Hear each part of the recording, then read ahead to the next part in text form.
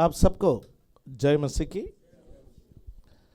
आज ये इस साल का पहला इतवार का दिन है। प्रभु की उपस्थिति में आने के लिए परमेश्वर ने हमारी सहायता की और हर साल हमारी जो संस्था है LTC और अबंडेंट लाइफ चर्च एक टीम को चुनता है जो परमेश्वर के द्वारा प्रेरित हैं। उस टीम के अनुसार हम उस साल मेहनत करते हैं परमेश्वर के कार्यों में बढ़ने के लिए। पिछले साल 2023 में परमेश्वर ने जो टीम जो विषय हमारे लिए दिया था वो था गहराई से जड़ पकड़ने का वर्ष। पिछले साल 2023 प्रभु का धन्यवाद हो। हम लोगों ने कोशिश की प्रार्थना में, आराधना में, मध्यस्थता में, वचन में गहराई से जड़ों को उतारने के लिए कोशिश की।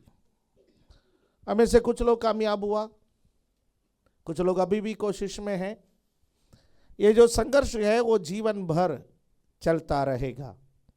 मसीही जीवन का संघर्ष कभी भी खत्म नहीं होता। जिस दिन आपके जीवन का संघर्ष खत्म हो जाता है, समझ लेना आप आत्मिक रूप से मर चुके हैं। एक व्यक्ति जो आत्मिक रूप से मर चुके हैं उसका जीवन में कोई संघर्ष नहीं है, सब स्मूथली चलता है। नदी का एक मछली जिस वक्त मर जाए वो बहाव के अनुसार चलते रहेंगे, उसको कोई संघर्ष नहीं है। जहां पानी जाता है वो भी जाते हैं, पर धीरे धीरे वो सड़ने लगता है, धीरे धीरे बदबू निकलने लगता है, धीरे धीरे वो खत्म होने लगता है। स्पिरिचुअलिटी भी ऐसा है।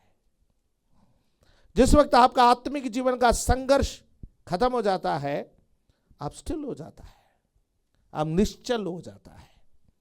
जब आप निश्चल हो जाता है, दुनिया का बहाव में आप बहने लगता है। फिर आपका नारा रहेगा, जैसा देश वैसा भेष।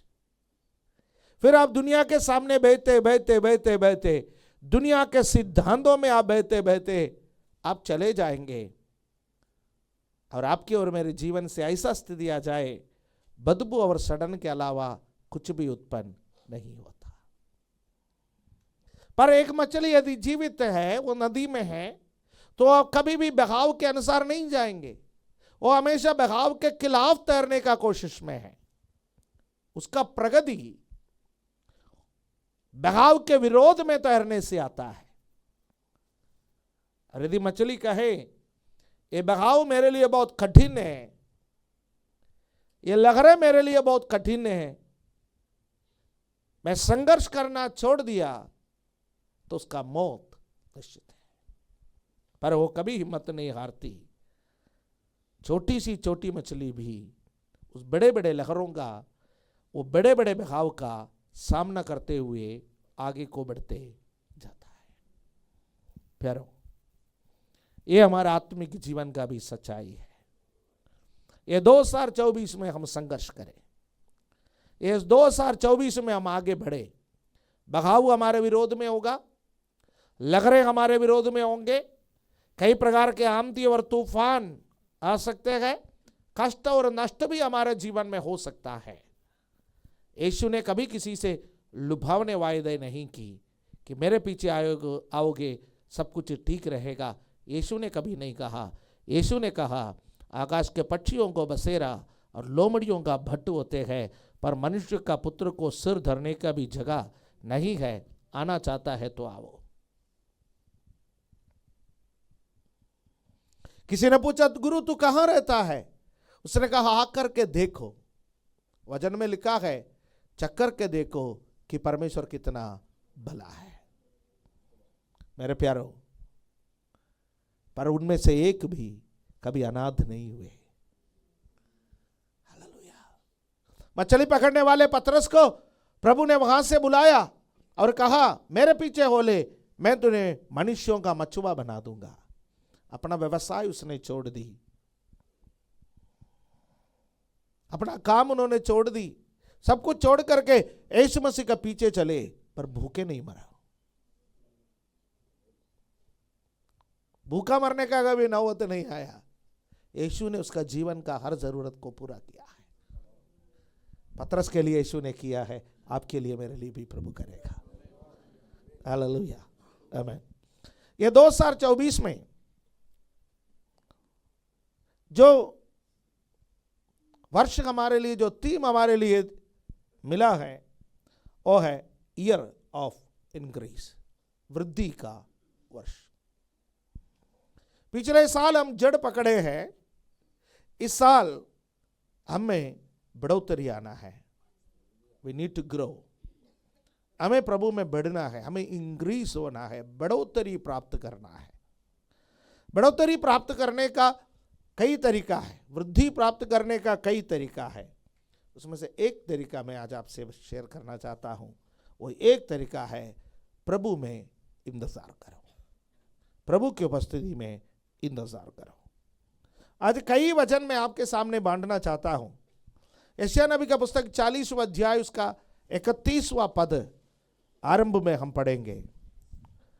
आइज़ाया चैप्टर 40 वर्स 31 क्या लिखा है? परंतु जो यहोवा की बाढ़ जोते हैं वे नया बल प्राप्त करते जाएंगे, वे उगाबों के समान उड़ेंगे, वे दौड़ेंगे और श्रमित ना होंगे, चलेंगे और थकित ना होंगे। जो यहोवा की बाढ़ जोते हैं, कौन? यहोवा की बाढ़ जोते हैं। 2024 में यदि आपको वृद्धि चाहिए, यदि आपको बढ़ोतरी चाहिए, तो पहला काम है आप यहोवा की बाढ़ जोते रहें। परमेश्वर के उपस्थिति में, परमेश्वर के चरणों में बैठे। परमेश्वर के चरणों में बैठने वाला कभी थकते नहीं है। बाइबल दो बहनों के बारे में बात करती है, एक का नाम मार्था और दूसरे का नाम मरियम है। मार्था और मरियम दोनों बहनें थी, एक ही घर में रहते हैं। यीशु मसीह का स्वागत करने में दोनों बड़े उत्साह से अपने घर में रहे। यीशु जब भी उनके घर में आए, बड़े उत्साह से उन्होंने यीशु मसीह का स्वागत किया। पर दोनों बहनों के स्वभाव में ये फर्क थे, एक सेवा करती थी, दूसरा चरण में बैठती थी। मार्था सेवा करने में बहुत तत्पर थी। सेवा सेवा सेवा सेवा सेवा। यीशु बाहर आ गए, घर को अच्छे से साफ करना, झाड़ू पोछा अच्छे से लगाना, डस्टिंग अच्छे से होना, अच्छे से बढ़िया सा बढ़िया खाना बनाना। यीशु मसीह के लिए जो सेवा चाहिए वो पूरे के पूरे सेवा उस बहन ने अपने सिर पर ले ली। मरियम बड़े रिलैक्स मूड में, जैसे हमारे घर के कुछ बच्चों के समान, चाहे कुछ भी हो जाए उनको कोई फर्क नहीं पड़ता है। कूड़ों का ढेर लग जाए उनको कोई फर्क नहीं पड़ता, बर्तनों का ढेर लग जाए उनको कोई फर्क नहीं पड़ता, बिस्तरों का ढेर लग जाए उनको कोई फर्क नहीं पड़ता, किताबों का ढेर लग जाए उनको कोई फर्क नहीं पड़ता। मम्मी है ना,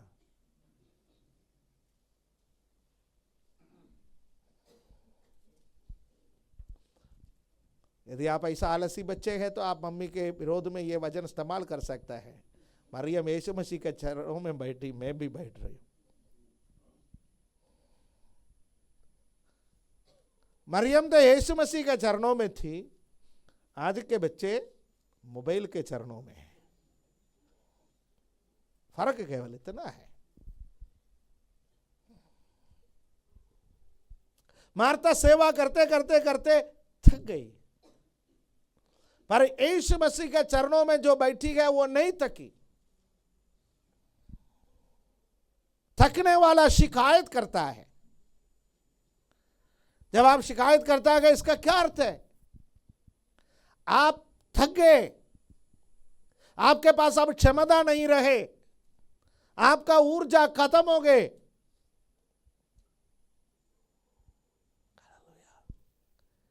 2024 में आप अब थकना चाहते हैं, आप थकना चाहते हैं तो आप 24 घंटे सेवा में लगो। परमेश्वर के पास मत बैठो। परमेश्वर के पास बैठने वाला कभी भी थकेंगे नहीं। मेरे जीवन का एक अनुभव यह है कि परमेश्वर के चरणों में जब बैठते हैं तो चाहे कितने भी काम करे, कितने भी सेवा करे, कितने भी भागदौड़ करे, कभी नहीं थकते हैं। लेकिन कभी कभी भागदौड़ की जिंदगी में जितना प्रेयर करना है, जितना बाइबल पढ़ना है, जितना मनन करना है के वचनों के बारे में भूल जाते हैं। भागदौड़ की जिंदगी है। 2 दिन के बाद, 4 दिन के बाद, 2 सप्ताह के बाद थके हुए स्थिति में पाया जाता है। मेरे प्यारों, यशायाह नबी का पुस्तक में यहां लिखा हुआ है, जो यहोवा की बाट जोते गए वे नया बल प्राप्त करते जाएंगे, वे उगाबों के समान उड़ेंगे, वे दौड़ेंगे और श्रमित ना होंगे, चलेंगे और थकित ना होंगे। प्रभु से कहे, प्रभु 2024 में ऐसा एक अनुभव मुझे चाहिए। प्रभु मैं नया बल को प्राप्त करना चाहता हूं। किसके समान? उगाब के समान। उगाब के समान मैं नए बल को प्राप्त करना चाहता हूं। आपको मैं बता दूं, आपको नया बल प्राप्त करना है, नया बल प्राप्त करना है। एक हम दूसरा किसी भी, कितने सुंदर सुंदर पक्षी हैं, उनमें से किसी भी पक्षी का नाम यहां पर भविष्यद्वक्ता ने नहीं लिखा। पवित्र आत्मा ने भविष्यद्वक्ता से कहा उगाब का नाम लिखो, क्योंकि उगाब के विरोध में आने वाले हवा का दबाव को उगाब अपने सीने पर लेते हैं, उगाब अपने पंगों पर लेते हैं और ऊंचे उड़ान भरते हैं। यदि आपको नया बल चाहिए, हालातों से डर करके भागने वालों को कभी भी नया बल नहीं मिलेगा। नया बल आपको चाहिए, हालातों का सामना कर लीजिए।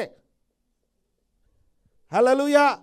मसीही जीवन डरपोकों के लिए नहीं है, पीठ दिखाने वालों के लिए नहीं है मसीह जीवन। हालेलुया। यीशु मसीह ने क्या कहा? हल पर हाथ रखे पीछे मुड़ करके देखने वाला मेरा लायक नहीं है। हमने हल पर हाथ रख लिया, जिस दिन उद्धार पाया हल पर हाथ रख ली, जिस दिन बपतिस्मा ले लिया हल के साथ हाथ को बांध लिया है, रखा ही नहीं है। अब तो पीछे मुड़ने से कोई लाभ नहीं है, अब तो पीछे देखने से कोई लाभ नहीं है। हमने हल पर हाथ रखा तो हमारे लिए आगे चलना है।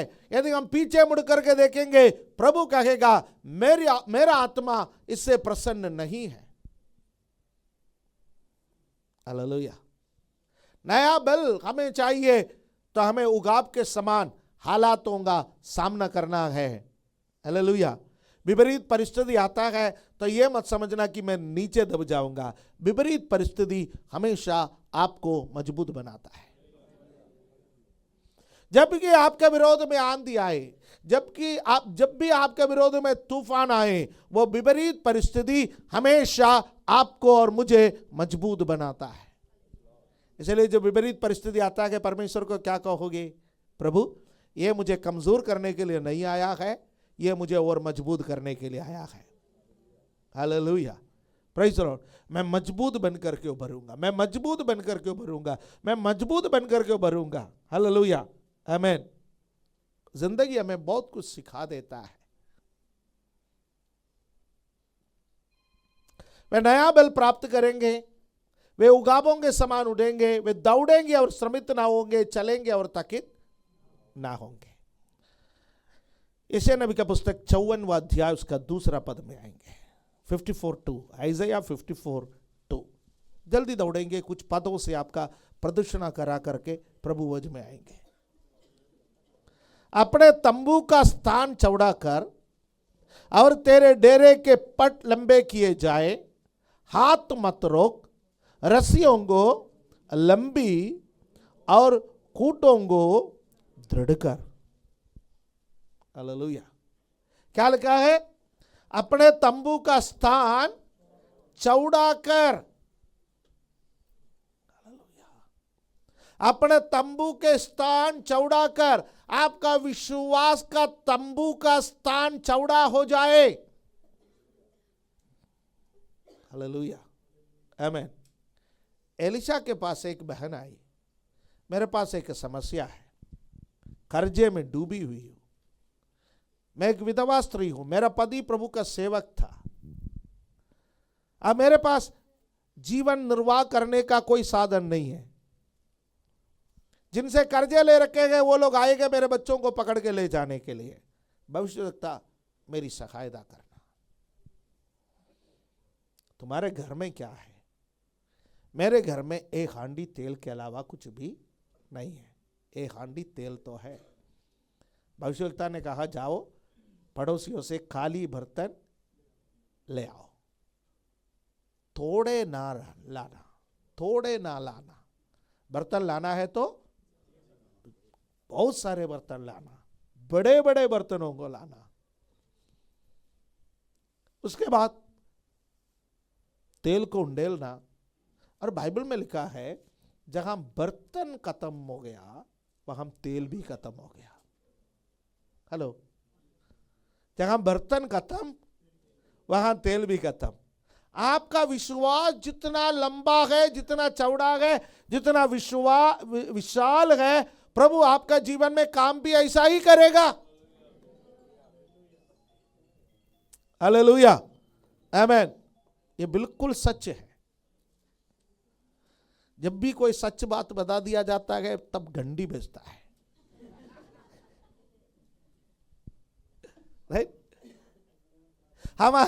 हमारा विश्वास जितना विशाल है, प्रभु उतना हमारे जीवन में कार्य करेगा। इसलिए प्रभु कहता है, अपने तंबू का स्थान को क्या करना चाहिए? चौड़ा करना चाहिए, और तेरे डेरे के पर लंबे किए जाए। हाथ मत रोकना, रस्सियों को लंबी और खूंटों को दृढ़ कर। ये 2024 में प्रभु हमें विशालता में ले आना चाहता है। ये 2024 में प्रभु हमको बढ़ाना चाहता है।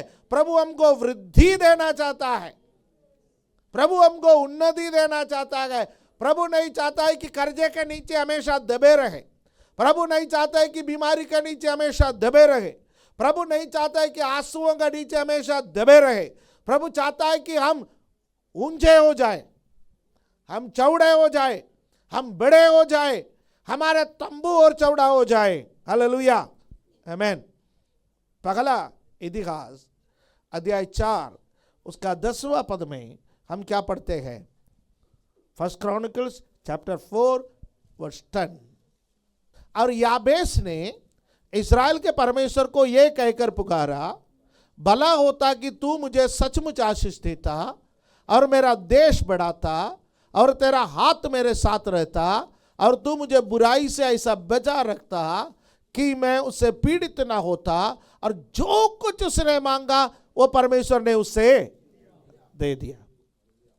हालेलुया, आमीन। एक इतवार के दिन हमने याबेस की प्रार्थना नाम शीर्षक से एक संदेश यहाँ पर सुनाया था, आप उसको रेफर कर सकते हैं। याबेस की प्रार्थना, कैसे व्यक्ति याबेस अपने भाइयों से अधिक प्रतिष्ठित हुआ। क्यों प्रतिष्ठित हुआ है? कैसा व्यक्ति था वो? उसकी माता ने एक कहकर उसका नाम याबेस रखा, मैंने इसे पीड़ित होकर के उत्पन्न किया। पीड़ा में पड़ा हुआ एक व्यक्ति प्रतिष्ठित कैसा हुआ? एक प्रार्थना के कारण। एक प्रार्थना आपके पूरा जीवन को बदल सकते हैं। हालेलुया। याबेस की एक प्रार्थना उसका पूरा जीवन को बदल दिया। वो प्रतिष्ठित हुआ, भाइयों से अधिक प्रतिष्ठित हुआ। हालेलुया। कैसे वो भाइयों से अधिक प्रतिष्ठित हुआ? उसका प्रार्थना 10वां आयत में उन्होंने क्या प्रार्थना किया? याबेस ने इस्राएल के परमेश्वर को एक कहकर पुकारा, भला होता तू मुझे सचमुच आशीष देता और मेरा देश को बढ़ाता। हमारा परमेश्वर बढ़ोतरी का परमेश्वर है, वृद्धि का परमेश्वर है। हालेलुया, आमेन। मसीहत में दो एक्सट्रीम शिक्षा है। एक एक्सट्रीम शिक्षा है कि परमेश्वर आशीष ही देता, आशीष देते रहेंगे, आशीष देते रहेंगे, आशीष देते रहेंगे, और यदि कोई दुख आया, अरे शैतान ने किया।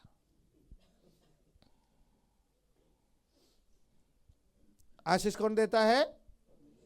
परमेश्वर। दुख कौन देता है? किसने कहा?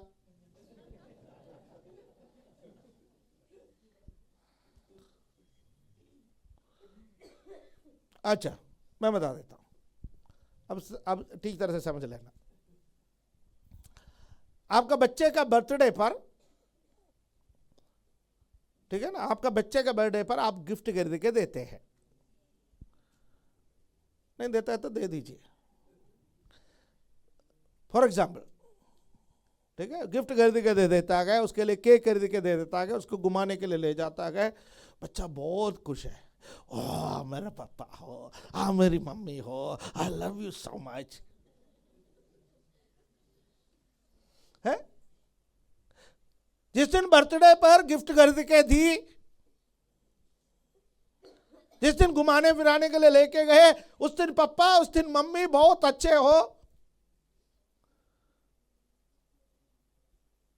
किसी दिन आपका बच्चा स्कूल से अंडा लेकर के आया, आपने 2 थप्पड़ लगा दी, उस दिन आप शैतान हो।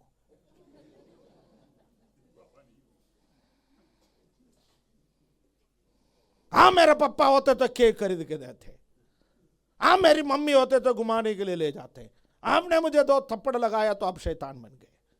ऐसा तो नहीं है ना? है बच्चों, ऐसा है? हेलो। प्रभु जिससे प्यार करता है उसको ताड़ना भी देता है, वो मारता भी, वो घायल भी करता है, और वो पट्टी भी बांध लेता है, वो मलम भी लगाता है। यह मेरा बाइबल मुझे सिखाता है। इसलिए यदि कोई आपको एक एक्सट्रीम शिक्षा दे कि आशीष जो देता है वो हमेशा प्रभु देता रहता है, और यदि कोई दंड मिला, डांड मिला, कोई ताड़ना मिला, वो शैतान ने कर लिया। अरे मेरे जीवन में शैतान का क्या अधिकार है? मैं परमेश्वर का संतान हूं। मेरा बाइबल मुझे सिखाता है यदि तुम्हारा एक बाल भी नीचे गिरना है, वो भी गिन चुके हैं, मेरा पिता ने गिना। मेरा एक बाल भी खींचने का हिम्मत है मेरा बाप का दुश्मन को नहीं है, शैतान को नहीं है। मेरे पिता ने मेरे बाल तक गिन करके रखे हैं। हालेलुया, आमेन। इसलिए एक्सट्रीम शिक्षा पर बह करके ना जाए। एक्सट्रीम शिक्षा क्या है? परमेश्वर क्या देता है? आशीष, आशीष, आशीष, आशीष नहीं। परमेश्वर कभी कभी हमें सुधारने के लिए, हमें समझाने के लिए, हमें मजबूत करने के लिए, हमारे विश्वास में हम स्थिर रहेंगे ये जानने के लिए हमारे जीवन में ताड़ना भी देता है।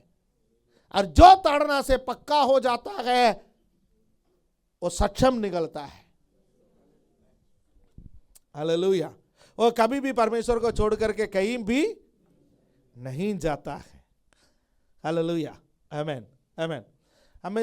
हमें से जितने भी लोग जब छोटे थे, हमने कभी भी हमारा माता पिता का मार को प्यार से नहीं सहा। माता पिता में पीटते थे, मारते थे, तो हमको तो बड़े गुस्से आते थे। हम तो मन में सोचते थे घर छोड़ के चले जाएंगे। कुछ लोग तो धमकियां भी देते थे, बुढ़ापा आने तो दिखा देंगे। तो ये सब हम मन में बहुत कुछ सोचते थे। हमारा माता पिता अच्छा नहीं है, बहुत खराब है। लेकिन आज जब हमारे उम्र बढ़ गए, अब हम माता पिता के स्थान पर आ गए, अब हमें समझ में आता है कि माता पिता ने जो हमें मारे हैं, पीटे हैं, डांटे हैं, ताड़ना दिए हैं, इसी के बदौलत हम आज यहाँ पहुंचे हैं। हम उनके प्रति आभारी हैं। हम उनके प्रति आभारी है, उनका मार के लिए आभारी है, उनका डांट के लिए आभारी है, उनका ताड़ना के लिए आभारी है। हालेलुया, आमेन, है ना। अब हमें समझ में आ रहा है ना लेकिन एक समय हम ना समझते। याद रखिए, हमारा परमेश्वर हमें बढ़ाने वाला परमेश्वर है, हमें आशीष देने वाला परमेश्वर है। शैतान का कोई दाव हम पर नहीं चलना है। नहीं चलना है तो हमें परमेश्वर का बन करके रहना है। हालेलुया।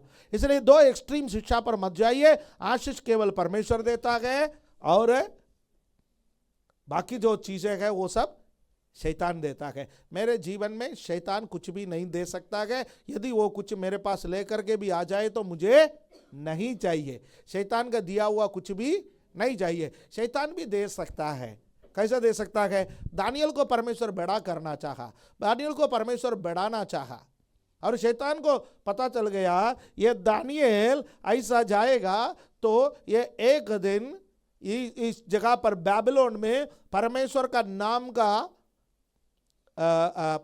नाम को इतना बढ़ाएगा, परमेश्वर का नाम की इतना महिमा करेगा, राजा भी परमेश्वर का नाम जपने लगेगा। इसलिए दानियल को क्या करना है? कहीं ना कहीं रोकना है। जब दानियल को रोकना है तो दानियल को रोकने का हिम्मत तो शैतान को नहीं था। इसलिए शैतान ने दानियल के सामने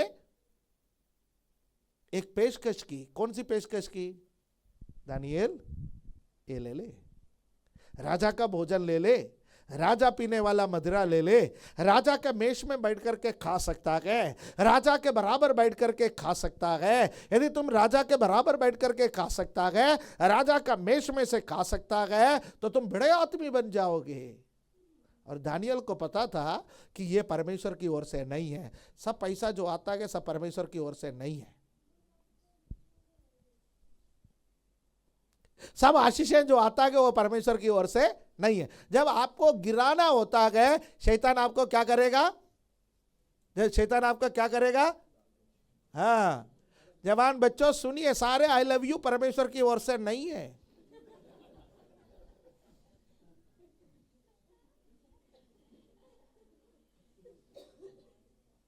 बहुतों ने आई लव यू में फिसल के आई हेट यू हो गया है।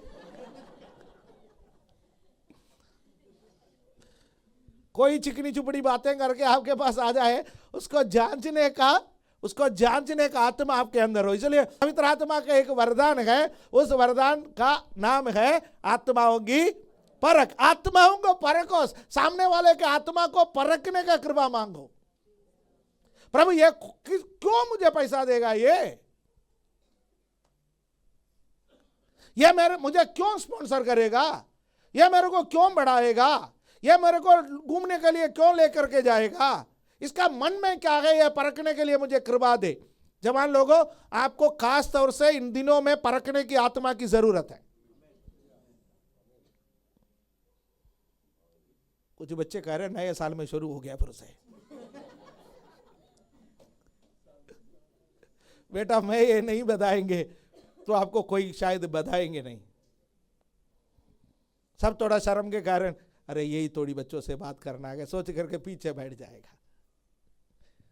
है अब एक बार गलत हो जाए, एक बार गिर जाए, एक बार पाप में चले जाए, दोबारा आना बहुत मुश्किल है। इसलिए बच के रहियो। परमेश्वर चाहता है कि आप बच के रहे। दानियल को पता था यदि मैं एक बार पाप में गिर गया तो मेरा जीवन खराब हो जाएगा। यूसुफ को पता था मैं एक बार गिर गया मेरा जीवन खराब हो जाएगा। परमेश्वर मुझे बढ़ोतरी देने वाला परमेश्वर है। परमेश्वर मुझे बढ़ाने वाला परमेश्वर है। मुझे वृद्धि देने वाला परमेश्वर है। मुझे उस परमेश्वर का पीछे चलना है। संसार देने वाला वृद्धि मुझे नहीं चाहिए। याबेस की प्रार्थना, प्रभु तू मुझे आशीष दे, तू मेरे देश को बढ़ा दे। हालेलुया, आमीन। उत्पत्ति 26 का 12 क्या लिखा है? जेनेसिस 26:12। उत्पत्ति 26 उसका 12वां पद में लिखा है, फिर इसहाक ने उस देश में जोता बोया और उसी वर्ष में 100 गुना फल पाया और यहोवा ने उसको। लोग इसहाक को भगा रहा था, यहां से भाग जा, यहां से भाग जा, ये कुआं हमारा है, ये कुआं हमारा है। इसहाक लड़ने के लिए तैयार नहीं था। इसहाक वहां से भाग भाग करके इसहाक ने फिर खेती की। एक जगह पर गया, वहां पर किसी ने उसका विरोध नहीं किया, वहां पर उसने खेती की। परमेश्वर ने 100 गुना फल लाया। आज देश में कई जगहों से परमेश्वर के सेवकों को भगा रखा गया, यहाँ जाओ, यहाँ से निकल जाओ, ये कुआं हमारा है, ये गांव हमारा है, इलाका हमारा है। परमेश्वर के दास से लड़ने के लिए पीछे मुड़ करके नहीं रहते, मार खाते के आगे निकल जाते हैं, पर 100 गुना फल परमेश्वर देंगे उनको। Hallelujah, hallelujah. हमारे जीवन में 100 गुना फल देने वाला परमेश्वर है, वृद्धि देने वाला परमेश्वर। उसके लिए क्या करना पड़ता है? परमेश्वर के चरणों में बैठना है, परमेश्वर के चरणों में बैठना है। आज हम क्या चीज अध्ययन कर रखा है? वृद्धि के बारे में। Year of increase, year of increase, वृद्धि का वर्ष, बढ़ोतरी का वर्ष। कैसे कैसे बढ़ोतरी? परमेश्वर के चरणों में बैठने के द्वारा बढ़ोतरी। हालेलुया, परमेश्वर के चरणों में बैठने के द्वारा बढ़ोतरी। उत्पत्ति 1:28 निकाले, उत्पत्ति 1:28 क्या लिखा है? उत्पत्ति 1:28 में परमेश्वर ने उसको आशीष दिया और उससे कहा, फूलो फलो और पृथ्वी में भर जाओ और उसको अपने वश में कर लो और समुद्र की मछलियां तथा आकाश की पक्षियां और पृथ्वी पर रेंगने वाले सब जंतुओं पर अधिकार रखो। परमेश्वर का मनुष्य के लिए योजना बढ़ोतरी का है। भर जाओ, फूलो फलो पृथ्वी में भर जाओ, फूलो फलो पृथ्वी में भर जाओ। बढ़ोतरी देने वाला परमेश्वर है। परमेश्वर का मनसा बढ़ाने का है, परमेश्वर का मनसा घटाने का नहीं है। परमेश्वर बढ़ाने वाला है। 1 कोरिन्थ 3 उसका 7वां पद। इसलिए ना तो लगाने वाला कुछ है, ना सींचने वाला, परंतु परमेश्वर जो बढ़ाने वाला है। बढ़ाता कौन है? परमेश्वर। हालेलुया। बीज बोने वाला कुछ नहीं, नड़ाई करने वाला कुछ नहीं, सिंचाई करने वाला कुछ नहीं, लगाने वाला कुछ नहीं। कौन है बढ़ाने वाला? परमेश्वर। परमेश्वर बढ़ाने के लिए लोगों को इस्तेमाल करता है, पर बढ़ाने वाला कौन है? परमेश्वर। कैसे? भजन 75:6, साम 75:6, साम 75:6 क्या लिखा है? क्योंकि बढ़ती ना तो पूरब से, ना पश्चिम से और ना जंगल की ओर से आती है, परंतु परमेश्वर ही न्यायी है। वो एक को घटाता और दूसरे को बढ़ाता कौन है? घटाता कौन है? समझ में आए? बाइबल में यदि आशीष परमेश्वर की ओर से और श्राप शैतान की ओर से होता तो क्या लिखना पड़ता था? बढ़ाता परमेश्वर, घटाता। ऐसा तो बाइबल में नहीं लिखा, मेरे बाइबल में नहीं लिखा। आपने प्रिंट बदला है ये मुझे नहीं मालूम। बाइबल में क्या लिखा है? बाइबल में लिखा है परमेश्वर एक को बढ़ाता है, दूसरे को घटाता है। बढ़ाने वाला भी परमेश्वर, घटाने वाला भी परमेश्वर। यदि हम परमेश्वर के मार्ग के अनुसार चलेंगे, परमेश्वर हमें बढ़ाएंगे। परमेश्वर का मार्ग से हट जाए, अपना मन मर्जी करे, बलवान होने के बाद हम घमंड करें, तो परमेश्वर हमें जरूर घटाएंगे। बाइबल में कई ऐसे उदाहरण है। पिछले दिनों राजाओं का पुस्तक के बारे में हमने बहुत अध्ययन किया है, उसमें वापस जाना है हमें। न्यू ईयर तो समाप्त हो जाएगा, फिर हमें तो अपना बाइबल अध्ययन में जाना है। वहां पर क्या होगा? वहां पर परमेश्वर के चरणों में लोग जब बैठे, परमेश्वर पर लोग जब भरोसा रखते थे, परमेश्वर उसको बढ़ाते थे। लेकिन जब बलवान हो जाता था, वो परमेश्वर का विरोध में खड़े हो जाते थे, परमेश्वर उसको घटाता भी था। इसलिए इस बात को ध्यान रखें। इस साल परमेश्वर के चरणों में बैठने का निर्णय लें। मुझे परमेश्वर के चरणों में बैठना है। परमेश्वर आपको छोड़ करके मुझे कहां जाना है? हालेलुया। हमेशा प्रचार अच्छा नहीं लगता है। यीशु मसीह का प्रचार भी लोगों को एक बार बुरा लगा। वो प्रभु भोज के बारे में यीशु ने बोला, जो मेरा मांस ना खाए, मेरा लहू ना पिए, उनके अंदर क्या नहीं है? जीवन नहीं है। लोगों ने कहा कि भैया इसका मांस कैसे खा सकता है, इसका लहू कैसे पी सकता है? हम ड्राकुला तोड़िए है कि लोगों का खून पी ले। पर ये तो बड़ा ऐसे ऐसे बातें करता है, ये तो कल्ट है, कहीं गलत रास्ते में ले जाएंगे। लोग छोड़ करके भागे। जब लोग छोड़ करके भागे तो 12 लोग रह गए। यीशु पीछे मुड़ करके देखा, हजारों के भीड़ थे। भैया गया कहाँ? पता ही नहीं है। पूरी कलीसिया खाली हो गई, पूरी कलीसिया खाली हो गई। आप और मैं होता तो वहीं बैठ करके हाथ जोड़ करके पैर पकड़ के सबको वापस ले आता। भाई आ जाओ ना, क्यों जा रहे हो? यीशु ने 12 लोगों से पूछा, आज का प्रचार अच्छा नहीं था ना? नहीं प्रभु, अच्छा तो था, समझने में थोड़ा दिक्कत था। तुम भी जाना चाहते हो? पतरस ने कहा, प्रभु जाए तो कहाँ जाए, जीवन की वाणियां तेरे मुंह से निकलते हैं। हालेलुया, आमीन। जाए तो कहाँ जाए, जीवन का वाणी तो यीशु के पास ही है। मैं कई बार लोगों से पूछता हूँ, ठीक है, इतने बड़े समस्या, इतने बड़े परेशानी, इतने बड़े दिक्कतें हैं, पर हम जाए तो कहाँ जाए? प्रार्थना छोड़े तो कोई उम्मीद है? आराधना छोड़े तो कोई उम्मीद है? ठीक है, हमारा समस्या बहुत बड़ा है, भयंकर समस्या है, हम भयंकर समस्या से ग्रसित हैं, पर जाए तो कहाँ जाए? क्या हमारा समस्या का समाधान तांत्रिकों के पास है? क्या हमारा समस्या का समाधान डॉक्टरों के पास है? क्या हमारा समस्या का समाधान संसार का किसी व्यक्ति के पास है? नहीं है। तो जाए तो कहाँ जाए? यीशु के पास जाए। इसके अलावा हमारा कोई तरीका नहीं है। हालेलुया। आज भी हम समस्या झेलते हुए भी यीशु के चरणों में इसलिए बैठते हैं क्योंकि हमारा समस्या का समाधान यीशु मसीह के अलावा किसी के पास